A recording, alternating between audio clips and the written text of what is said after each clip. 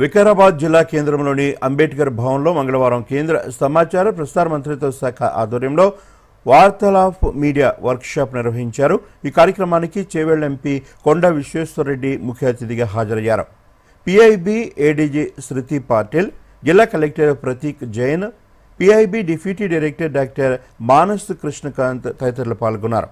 ఈ వర్క్షాప్లో కేంద్ర రాష్ట్ర ప్రభుత్వాల సంక్షేమ పథకాలైన ముద్రా రుణాలు, సోలార్ సబ్సిడీల వంటి విషయాలను జర్నలిస్టుల ద్వారా ప్రజలకు సమర్థవంతంగా తెలియజేయటం, సైబర్ నేరాలపై అవగాహన కల్పించడం జరిగింది. ఈ సందర్భంగా ఎంపీ కొండ విశ్వేశ్వరరెడ్డి మాట్లాడుతూ మీడియాకు సమాజాన్ని మార్చే శక్తి ఉందని, పక్షపాతం లేకుండా వాస్తవాలను, ప్రజల అభిప్రాయాలను బయటకు తీసుకొచ్చి సానుకూల వార్తల ద్వారా సమాజంలో మార్పు తీసుకురావాలని సూచించారు.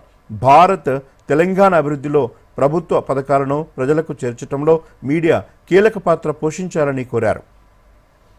పిఐబి ఏడీజీ శృతి పాటిల్ మాట్లాడుతూ ఈ వర్క్షాప్ లక్ష్యం ప్రభుత్వ సంక్షేమ అభివృద్ధి పథకాలను జర్నలిస్టుల ద్వారా ప్రజలకు చేర్చడమేనని తెలిపారు. అలాగే సైబర్ నేరాలపై అవగాహన కల్పించేందుకు కూడా ఈ కార్యక్రమం ఉపయోగపడుతుందని అన్నారు. జిల్లా కలెక్టర్ ప్రతీక్ జైన్ మాట్లాడుతూ ప్రభుత్వం ప్రజల మధ్య వారధిగా మీడియా పనిచేయాలని, ప్రజా సమస్యలను వార్తల ద్వారా అధికారుల దృష్టికి తీసుకువెళ్లాలని సూచించారు. సందర్భంగా PIB deputy director Manas Krishnakant మాట్లాడుతూ కేంద్ర ప్రభుత్వం అమలు చేస్తున్న పథకాలతో పాటు సైబర్ సెక్యూరిటీపై అవగాహన కల్పిస్తున్నట్లు చెప్పారు. మీడియా అవేర్నెస్ క్రియేట్ చేయడం కోసం ఉద్దేశించబడిన కార్యక్రమం. ముఖ్యంగా జర్నలిస్టులకు ఏదైనా సంబంధించినవి కూడా ఉన్నాయి. జర్నలిస్టులు ఇప్పుడు ఈ మధ్య కాలంలో cyber security issues, cyber frauds చాలా జరుగుతున్నాయి. సో దట్ దానివల్ల చాలా మంది ప్రజలు ఇబ్బందులకు గురవుతున్నారు.